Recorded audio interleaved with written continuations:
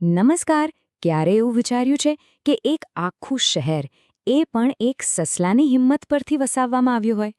તો ચાલો આજે આપણે જાણીએ અમદાવાદની સ્થાપના પાછળની આ જ અનોખી અને સાચે જ બહુ જ રસપ્રદ ગાથા.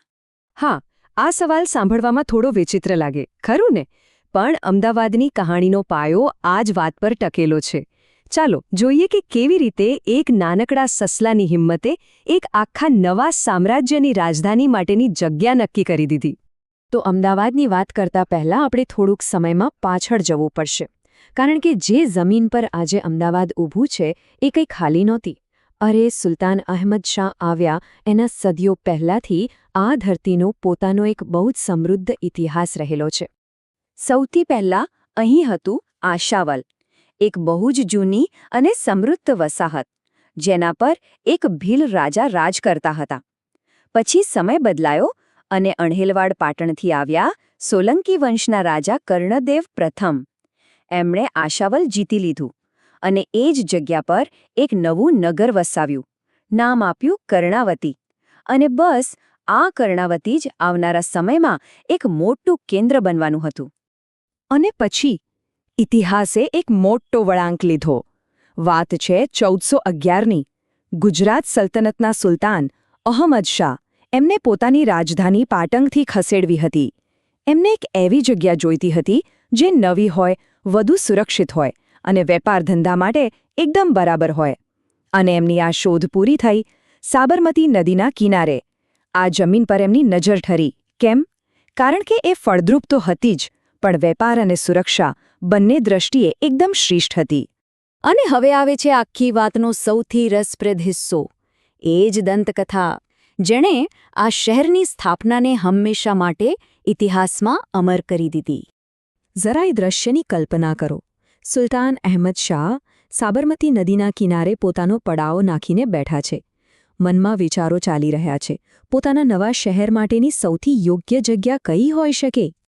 અને બસ એ જ સમયે એમની નજર એક એવા દૃશ્ય પર પડી જેણે એમના મનમાં ચાલતા બધા જ વિચારોને થંભાવી દીધા. એમને શું જોયું ખબર છે?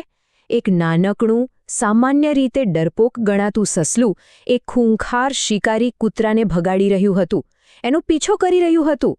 વિચારો, આ તો કેવું અકલ્પનીય દૃશ્ય કહેવાય. અહીં તો શિકાર જ શિકારી પર ભારે પડી ગયો હતો. સસલાની આ હિંમત જોઈને સુલતાન તો દંગ રહી ગયા.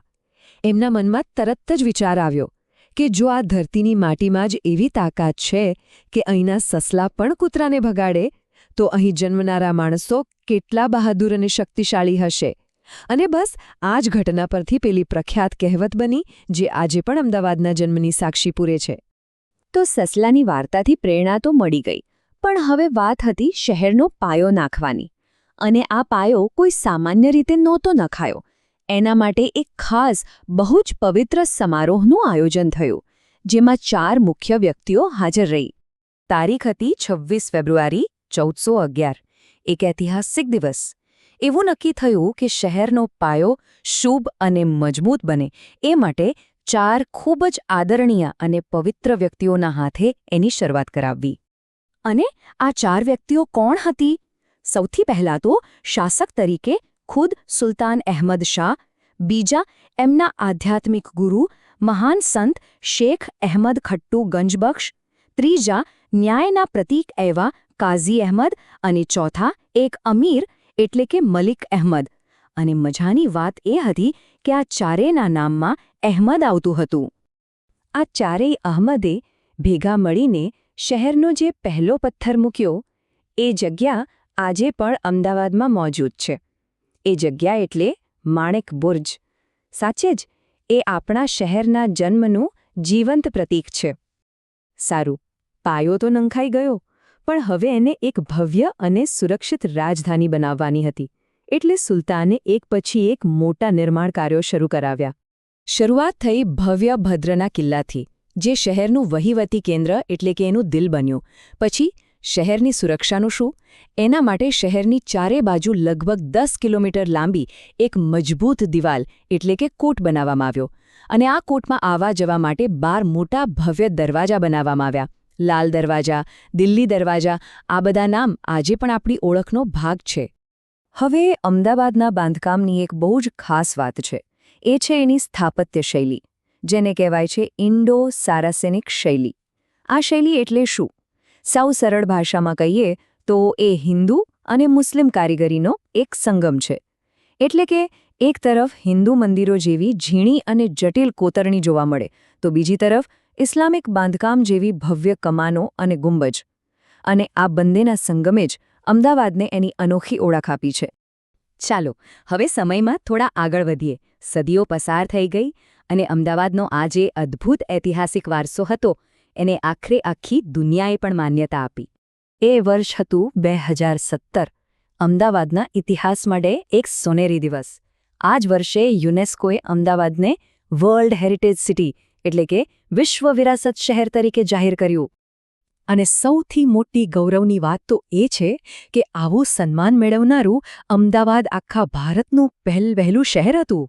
આ પોતે જ બતાવે છે કે આપણા શહેરનો વારસો કેટલો ખાસ અને કેટલો મહત્વનો છે. અને આ વારસો કંઈ ખાલી જૂની ઇમારતો કે કિલ્લાઓ પૂરતો સીમિત નથી. ના, આ તો એક જીવંત વારસો છે. એ આજે પણ શહેરની પોળોમાં, ત્યાંના લોકોના જીવનમાં ધબકે છે. એ આપણને સીદી સૈયદની જાળીની બારીક કોતરણીમાં દેખાય છે અને ઝૂલતા મિનારાના રહસ્યમાં આજે પણ જીવંત છે. તો જોયો ને, એક નીડર સસલાથી શરૂ થયેલી સફર આજે ક્યાં પહોંચી છે? આખા વિશ્વના નકશા પર.